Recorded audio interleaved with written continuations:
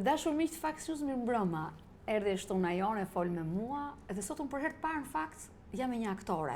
E çuditshme sepse unë i dua shumë aktorët dhe aktorët. E dua shumë filmin, e dua shumë teatrin. Dhe për fat të mirë, sot unë jam me një aktore Tati Brezi, që mendoj se ndriçoi dha një dritë ekranit dhe teatrit shqiptar. Nga ato aktore që mjafton të flasin dhe të krijojnë emocion. Aktorët e një Brezi që i dha rëndësi të jashtëzakonshme, e ktheu në mod, në obsesion, në radha të gjata për bilet teatrin shqiptar. Ajo është me siguri një pinjolle e denjë qytetit nga vjen, qytet kulturës dhe traditave të patjetërsueshme. Është nga ato gra shqiptare, nga ato zonja të aktrimit që nëse jep një detyrë, e kthen në mision dhe e çon atje ku duhet. Me mua sot është Zamira Kita. Faleminderit shumë, do doja të mos mbaroje, se po më pëlqenin fjalët që po thoshe. Të vazhdoj shumë. Po do vazhdosh ti tani me mua. Shumë gjëra të bukura the për mua, sa mirë sikur ti meritoj vërtet të gjitha. Jam shumë e lumtur nëse kam përçuar tek të tjerët këtë mendim për punën që kam bërë, për atë që jam dhe kam qenë. Kështu që të falenderoj. Dhe do t'jesh. Edhe do t'jem. Unë kështu e të shikoj. Të shikoj me shumë zell dhe me shumë vullnet për tesur. Duket se ti nuk mbaron asnjëherë.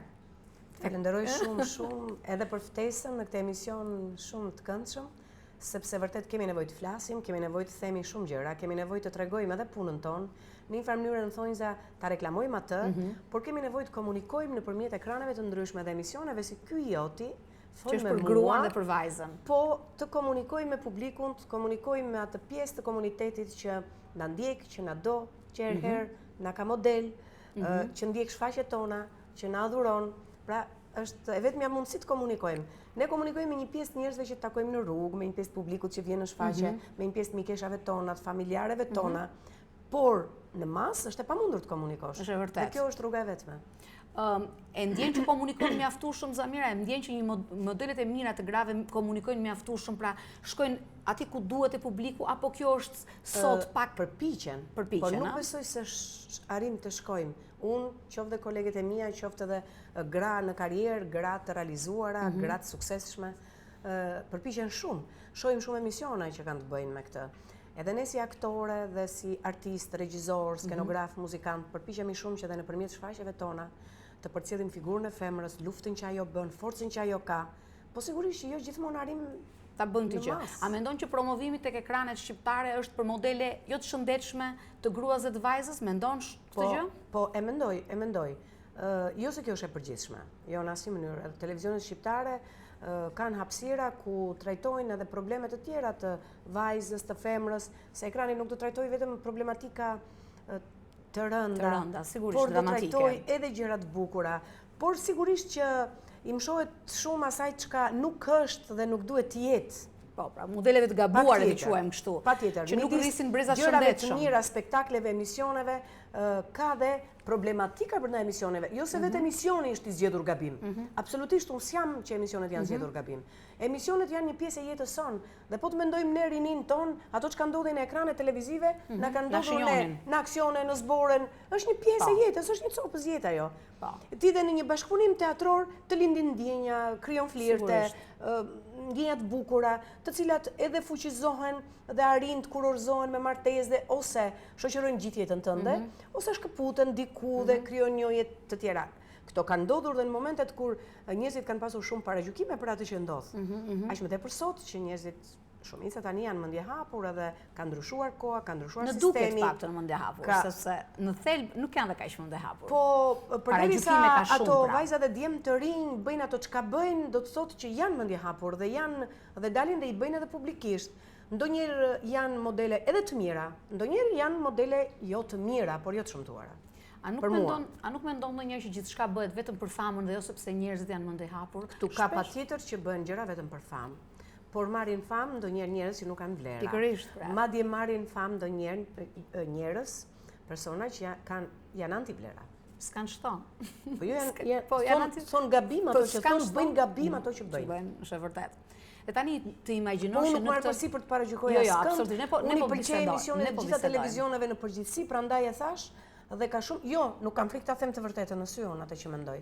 Prandaj thash që ka emisionet janë gjitha të bukura, sa më shumë ide të kemi, aq më mirë, aq më përpara doja, si edhe televizionet, edhe ne si artist.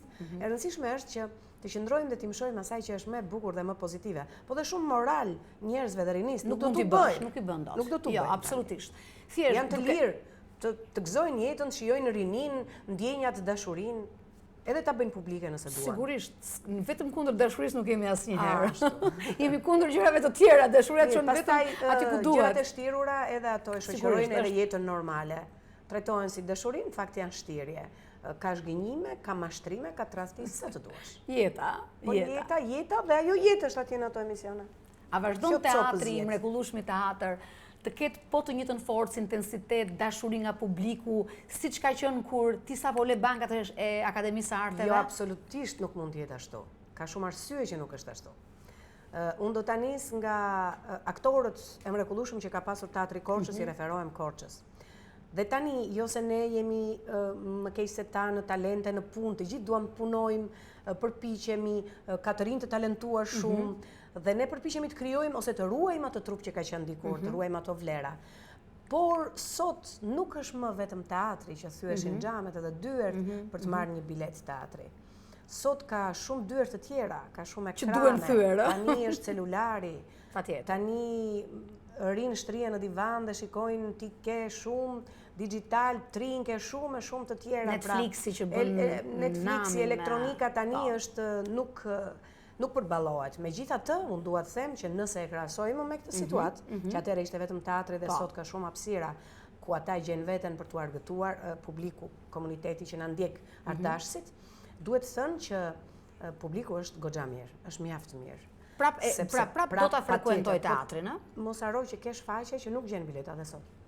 Ne kemi sjellë në Tiranë Vdic duke qeshur, në Tiranë, publiku shumë i mirë, ka dhe shumë popullat, kuptohet, është një numër shumë i madh i popullsisë, por ne kemi sjellë Vdic duke qeshur, ku luan Olta Daku, Luiza Giovanni dhe unë, dhe dy të rinj, Paula Kodra, Eugene, të përshëndes zemra ime se të kam në mend, dhe Silvio Goskova. Pra Paula Kodra dhe Silvio Goskova. Janë dy të rinj shumë talentuar. 5 personazhe me regjinë Ilir Bokshit, ne kemi sjell një super komedi. Plot salla, po. Ajo është Vdic duke qeshur. Në fakt nuk do të thotë që do të vdes, do qeshësh aq shumë sa do vdesësh. Por është ideja jeton në mënyrë të tillë që kur vi koha të shkosh, të vdesësh duke qeshur. Ti ke realizuar gjitha. Dhe fundi i komedisë dhe mesazhi veprës edhe tani më kalojnë mornica në trup, është shumë emocionues, është shumë i bukur. Është për mënyrën si ta jetosh jetën, për dashurinë që duhet kesh për jetën, mos lesh asnjë minutë të kaloj kot. Kështu që kur e kemi sjell atë në Tiranë, sapo kemi bërë njoftimin që për 5 ditë do të jetë, u shitën të 5 ditët dhe ne kur kërkuam bileta për njerëzit tan, nuk s'kish vende se nuk mund të shiteshin më shumë, është kohë pandemie. Ishte dhe e shitëm, mos na dëgjoj njeri, e shitëm plot sallën. Pra, unë mendoj që teatri është tradicë. Dhe ju, unë thash, ju keni qenë një brez që krijut tjekur ta ruajmë. Po mendoj që të gjithë brezat kanë vendosur nga një gur për ta kthyer teatrin në një, le të themi, argëtim që nuk do të mbaroj kurrë. Unë mendoj që kështu ka qenë. Patjetër. Unë jo se merrem me teatr, po unë them që është arti më i bukur. Teatri të bën të jetosh jetën e dikujt tjetër. Teatri të shkëput ty si publik nga realiteti tënd dhe ti vjen shijon diçka tjetër, ti qan me mua. Ndonjëherë njeriu ka nevojë të qaj. E ka ngarkuar veten me emocionet e jetës së vet dhe vjen në teatr, emocionohet akoma më shumë, dy fish dhe shkarkon emocionin e vetes. Ndërkohë, është lodhur nga punët e përditshme, është rënduar me hallet problematikat që ka të përditshme, se shumë probleme sociale kemi rrotull vetes, në familje, në shoqëri, në punë, kudo, dhe të gjithë këtë e lë jashtë derës teatrit dhe vjen qesh, argëtohet me ne. Dhe del thotë, "Ua, sa qeshëm, sa u kënaqem, sa bukur", edhe hapet fjala pastaj, është faqe bukur. Ndërkohë që tani po luhet Shakespeare në teatrin kombëtar. Po luhet ti? Është Korolanios në teatrin kombëtar, ndërkohë në Korçë luhet Shakespeare, Tregtari i Venedikut. Teatri eksperimental ka një shfaqje shumë të bukur, Ema Andrea rol kryesor, Dino Mustafiç është regjizori. Janë paralel shfaqjet të cilat mund t'i shijosh, mund t'i ndjekësh, madje duhet të shpejtojnë te teatri eksperimental sepse shfaqjet jepen deri të dielën, nuk kam më, domethënë pra ju s'ka don koha si thuash. Jo, po mbaroi në numër i shfaqjeve, kush e di kur kthehet erës tjetër. Mirë është të mos i lënë të kaloj kohë. Ti ndjekin sa më shpejt sepse ndonjëherë plotësoj numrin e shfaqjeve, nuk rikthehen më. Gjë që për mua nuk është mirë, duhet ripar kjo gjë, që shfaqjet të jenë në repertor, që shfaqjet të kthehen edhe mbas një viti. Se këta, çfarë bëjnë? Pra bëjnë një programacion 10 ditë të një pjesë Jo që vën? 10, jo, shfaqjet jepen shumë, Më shumë, 25 edhe më shumë. Po edhe pastaj 25 ajo pa pjesë nuk vjen diskutim. më? Pra kështu Nëse ajo punohet sot? shfaqje është shumë ka qenë e vështirë për të realizuar, ka një skenografi të madhe, nuk kanë ku mbahen skenografit, nuk afrohen, nuk afrohen, është e pamundur të mbash artistët e jashtëm kaq shumë të varur sepse pjesa e financës e kuptoj. Ka shumë problem. Ka shumë problematikat janë të ndryshme. Ta bëj dhe un kam një vepër Dr. Schuster që e kam 7 vjet në repertor. Pra ti ke manovruar gjithmonë me këtë. Pra i munduar të kesh skenografin të lëvizshme të vogël. Një vit shfaqja qëndron pa diskutim. Një vit, ë? Një vit shfaqja qëndron. Është e padiskutueshme që do kthehet në vjesht në shtator, do kthehet prap në mars, do ta bëj një cikël. Por ka shfaqje që i kam patur më shumë 3 vjet, për shembull ka qenë Shtëpia e Bernarda Albës. Në gati 3-4 vjet ka qenë 8 femrat, komedia e Driada Dervishit. Qëndrim Riani ka realizuar Shakespeare-in dhe Shtëpia Bernarda Albës, më vjen mirë ti përmend si regjisor të suksesshëm dhe shumë. Patjetër, do përmendësh dhe shumë produktiv. Gjithë ata që duhet dhe që i ke miq dhe që shumë ke produktiv, sigurisht. E rëndësishme është të përmenden se është një satisfaksion kur ti vlerësohesh për punën që ke bërë, por sigurisht në emision ndoshta publiku ka pak interes të dëgjojë emrat, publiku ka interes të njohë shfaqjet, shoh shfaqjet. Jo, publiku ka shumë dëshirë të dëgjojë nga ty, nga Zamira Kita, të ngrësh një personazh, një aktor të ri apo një aktore të re, thuar që shiko, ky personazh në filan pjesë ka bërë një rol të jashtëzakonshëm të Biancës. Domethënë, publiku i ka qef, gjithmonë përmendet e emrave të çuditshme. Të dy të rinjtemi, Paola Kodra, Silvio Goskova, janë 2 të rinj të talentuar që un kam në teatrin tim, ndërkohë që në Tregtari Venediku të Shakespeare-it, siç e thash me Regjinë Qendrim Rianit, janë gati 10 artistë të rinj që janë të gjithë jashtëzakonisht mirë, nuk di këtë lë dhe këtë zë, Blerta Belliu, Franc Bregu, Lola Meta, Ilda Pepi, dhe ndërkohë në qendër kishim Dasarën edhe Roerdin, 2 të rinj që Dasara Xhangollin dhe Roerd Toçen, që janë 2 të rinj që kishin rolet kryesore. Atëherë si shpjegohet, Tregtari Venedikut ka mosha të ndryshme që duhet luaj. Ju i luani dhe moshat e pjekura dhe të rritura të tregtarit me djemë dhe vajzat të reja? Jo, dy personazhet, pra moshat i keni me ishin Sotiraj Bratko dhe Adem Karaga, thash se mos ndoshta që janë 2 nga personalitetet e teatrit shqiptar. Okej, e kuptova. Adem Karaga është nga teatri kombëtar i Shkupit, i Maqedonisë Veriut, dhe Sotiraj Bratko, aktori i Korçës, që tani së fundmi u dekorua me titullin e lartë Mjeshtri i Madh, dhe ndërkohë me që jemi duke folur për teatrin, teatri pak ditë ka që ka marrë dekoratën e lartë Nderi Kombit. E meriton. Teatri i Korçës. Me shumë sa ka bërë, plus që mban edhe Miranda Zakoçajupit që e kam nga anët e mia. Nuk ka shumë lidhje me ne, por gjithsesi tani ai emër ka shumë kohë që është dhe ne do ta nderojmë. Unë mendoj që u rri mirë. I rri janë zona që mbështesin njëra tjetrën. Publiku është mësuar me atë emër dhe madje do shkojmë të shikojmë një shfaqje të Çajupit, thonë se ndrojmë nuk ndrohet më. Nuk ndrohet më. Faleminderit zot të mundësi Zagorite. Pata një përpjekje për të ndryshuar, për t'i vënë emrin Piromani Teatrit Korçës, por sigurisht do ishte shumë e vështirë. Jo, edhe ndryshimet e emrave, më mirë është të ndërtojmë një teatr tjetër dhe t'i vëmë emrin Piromani, sepse kështu ecim dhe më përpara sesa të fillojmë të bëjmë ndryshime në emrat që kemi. Utroqa. Po, utroqa. Kështu që nuk përmendte pak më përpara, dhe unë ashtu doja ta nisja, por nisi komplet ndryshe biseda jonë, se gjithmonë spontaniteti është më i bukur se sa planet që ti bën, edhe unë e kam lënë gjithmonë spontanitetit, sidomos me mikeshta që i njoh pak dhe ju a di, si thua edhe, le të themi, zanafillën e karrierës së tyre, siç je ti. Përmendte Shtëpia e Bernarda Albës. Dhe sigurisht që unë të lidh menjëherë me atë pjesë. Pra ti atëherë ke qenë shumë e re. Ju ishit student apo jo? Ndoshta ti nuk e di, po shumë vajza të reja, siç isha unë fëmijë atëre, i ka shënjuar ajo pjesë. I ka mrekulluar, i ka bërë të apasionuar, apasjush, më tepër pas teatrit shqiptar, më tepër pas aktoreve shqiptare, sepse është një pjesë feministe e gjitha me. Por ama të gjitha vajzat, të gjitha femra. Pra të gjitha më të bukurat, më majat dhe më të bukurat e momentit. Edhe të momentit. Dhe unë kam patur shfatin të jem me to. Po, ishte gjitha kaq bukur në karakteret tuaja. Unë isha shumë e re, shumë e vogël, 20 vjeç. Po, sigurisht. Dhe kam mbrojtur diplomën atëherë me shtëpia e Bernarda Pra Albës. ishte një pjesë diplome, a? Diplom ishte. Sa bukur. Po, dhe me ne është rikthyer Justina Aliaj për të mbrojtur diplomën që nuk kishte e lënë. di sa vite e kishte lënë pa e mbrojtur. Sa bukur. Ndërkohë në kursin tim ishte Raimonda Bulku, Elvira Diamanti, Gjenoveva Redhi që sot po kosh sukses në teatr në Athinë, që ishte një nga aktoret më të talentuara të kursit tonë. Ajo luante më duket motrën e keqe, mbaj mend. Motrën Angustja. Motrën e keqe. Motrën e keqe. Me një paruke kështu si shkure. E mbaj mend si tani unë pjesën. Pastaj Flutura Godo, një vajzë nga Elbasani, sot për fatin e keq nuk e di ku është Flutura. Po, e talentuar. Kam humbur kontaktet. Ajo ishte super e talentuar, një nga më të talentuarat jo vetëm të kursit, por të Akademisë së Arteve. Ajo ka luajtur motrën e Smurgu Ngaçe Martiri. Janë karaktere që jashtëzakonshme.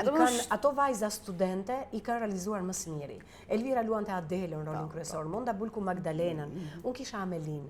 Pra ishim 5 motra dhe Poncian e luante Rita Gjeka, që sot është drejtore e Teatrit të Shkodrës, por pak rëndësi ka kjo, është një aktore shkëlqyer, një aktore në karrierë. Mendoni se çfarë vajza të talentuara ishim ne në kursin ton. Ne jemi një nga kurset më të arta të asaj akademie. Dhe thonë të gjithë. Dhe ne kemi bërë këtë shfaqjen, kemi mbrojtur diplomën, 3 net në Akademinë e Arteve dhe më pas Teatri Kombëtar e ka futur në repertorin e vet. Ka patur shumë sukses. Unë kam qenë shumë e lumtur që kam qenë në krah të këtyre yjeve, jo vetëm të talentit, por të bukurisë femërore shqiptare. Ato kanë qenë. E vërtet, e vërtet. Ajo, edhe sot Elvira Diamanti është yll, dhe sot Raimonda Bulku është yll. Femra të bukura që kanë qenë të pikturuara. Dhe me shpirt të madh dhe mikesha të mira, i kam shumë të mira të dyja, mikesha, ne ruajmë miqësinë, ne takohemi vazhdimisht edhe me shokët e kursit, se kemi pasur djem të talentuar dhe edhe djemtë kemi pasur patjetër në këtë nivel. Ishin të gjithë yje. Patjetër. Edhe vazhdojnë sot sigurisht të tyre. Takohemi, bëjmë takim edhe me kursin, me djemë të gjithë bashkë, lëm data takimi. Po dhe me vajzat sidomos. Dhe me vajzat në mënyrë të veçantë. Me Mondën kam qenë para 2 ditësh. Unë do kisha shumë dëshirë, po e di që janë shumë të impenjuar, gjithmonë them, duhet marrë më thonë, prit miqte përbashkët, se janë zëna tani, është ajo pjesa që gjithmonë normal kanë nga pjesa profesionale, shoqërore, familjare, jeta është e tillë, është me ritme që ne nuk e parashikojmë. Shtëpia e Bernardës ka qenë një shfaqje shumë e bukur, është vënë në skenë nga Gzim Kame, që ka bërë shfaqje shumë të mira, një nga regjizorët më të mirë që ne kemi. Dhe tani duhet të them mbas 30 vjetësh, këtë doja të pyesja. Shtëpia e Bernarda Albës. Si e ndjen ti, si e shikon ti atë Bernarda Albën që krijoi një epokë ndryshe, pra një entuziazëm ndryshe ta quajmë jo epokë, por një lloj tjetër entuziazmi me ato vajzat e re. Dhe atë sot në kohë në 2022 si vjen sot kjo? Solli një teatr ndryshe sepse shtëpia e Bernarda Albës në Korçë u luajt te Hani Pazarit. U luajt jashtë. Pra e luetet, përdoret një element tjetër apo jo? Përdoret një element. Hani Pazarit është ndërtuar në mënyrë të tillë. Përballë janë 5 dhoma. Ishin 5 dhomat e vajzave. Është një balkon me një dhomë tjetër, që ishte balkoni të dhoma e Bernardës. Dhe në obor është një pus dhe Lor ka flet vazhdimisht për pusin. Dhe ajo sikur ishte shkruar për Hanin e Pazarit, Hani Elbasanit. I thoshin dikur është Hani Pazarit sot. Aty e luajtëm ne dhe publiku shndroi në obor dhe në balkonet përballë. Se balkoni vjen i tërë i rrumbullak. Publiku pas ka qenë i kufizuar ama. 130 persona. Dhe nuk është shumë i kufizuar. Jo, dhe sepse ti ke teatr këtu me 200 shiten 130 bileta. E kuptoj. Ose kudo. Pra ishte plot apo jo? Ka teatr, në botë ka teatr me 100 ulse. Pati shumë interes dhe ne e kemi dhënë ndoshta 25 herë që Korça është qytet i vogël. Sigurisht. Po Korça frekuentohet edhe nga qytetet e tjera. Po patjetër. Dhe në fundjavë edhe teatrin e ndjekin kanë interes. Vinë dhe thonë çfarë mund çfarë kemi që ta shohim. Bernarda ka ngacmuar shumë dhe publiku në Korçë ka pëlqyer, është për mua maja e shfaqjes që unë kam bërë në këto 15 vite që drejtoj, sepse them janë 2 suksese të mia të mëdha. Unë kam shumë shfaqje të mira në kuptimin e drejtimit, se unë kam sjell Dino Mustafiç, një regjizor nga Sarajeva, bosnjak. Kam sjell Qëndrimin nga Maqedonia, kam sjell Ilir Bokshin nga Kosova, Altin Bashën, një nga më të mirët, Arben Kumbaron, Gzim Kamen, pra nuk ka regjizor, Milto Kutalin, regjizor të mirë Shqipëria që unë nuk e kam sjell. Nuk e ke çuar në Korçë apo jo? Po, nuk e kam çuar në Korçë. Por them që dy suksese janë Shtëpia e Bernarda Albës dhe Kopraci, që unë kam rikthyer Korçën në moshën 94 vjeçare të luaj në skenë Kopracin. Dhe e ka luajtur me sukses, ka marrë dhe çmime. Vërtet, ë? Po. Dhe Korçë sapo u nderua me titullin e lartë mjeshtër i madh.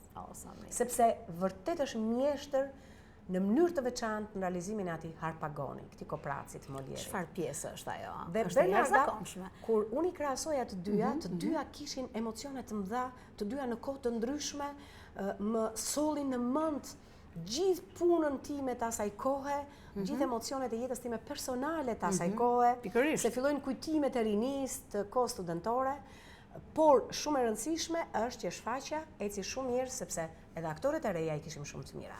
Linda Jarani është një nga vajzat bukuroshe, me shumë emocion, shumë e mirë që luante Adelën. Ola Arizaj, një aktore fuqishme që luante Angustian, këtë personazhin negativ. Ishte Ilda Pepi që luante Amelin që kisha luajtur unë dikur. Blerta Belliu ka bërë një karakter të martirios shumë të bukur, me shumë emocion. Bernardën e luaja unë, pra kthehesha tek nëna kësaj here. Klodi Keco Poncian e ka qarë, prap Dasara Xhangolli Magdalenën, për kemi qenë përsëri. Këtu kemi futur dhe gjyshin, se në gjyshen, si personazh e kishim hequr. Tek pjesa e dikur. Këtu kur jemi rikthyer, e kemi bërë gjysh dhe kemi futur Sotiraq Bratkon, që ka qenë shumë bukur. Pra që shumë bukur. Pra ndryshime të tilla një baba i Bernardës pranohen në teatr apo jo, gjithmonë. Teatri luan me teatri mund ta bëjë një Shtëpinë e Bernardalës, ti bëj tërmeshkull. Të ditë, po, siç mund të bëhet Otello i Zi për shembull. Otello është i Zi, mund të bëhet i bardhë. Më fal, kur Otello i bardhë. Po. Mund të bëhet Otello i bardhë, Desdemona e Zezë për shembull. Element të tillë që patjetër, çdo gjë mund të bëhet. Në teatri është i lirë. Teatri është një lloj eksperimenti, teatri është një prrall që ti zgjedh t'ja tregosh publikut. Mënyrat se si ti zgjedh t'ja tregosh janë personale, janë asit e regjizorit apo të koncept regjizorial, zgjidhje, imagjinat. Po sigurisht, është gjithmonë e drejta e regjizorit. Ti do ta ndjekësh, nëse tret një regjizor do ta respektosh. Është e vërtetë dhe po shpesh herë ne e gjejmë veten te disa regjizor më tepër se te disa të tjerë. Po patjetër sepse janë talente. Jo gjithmonë të gjithë na lënë të njëjtat mbresa.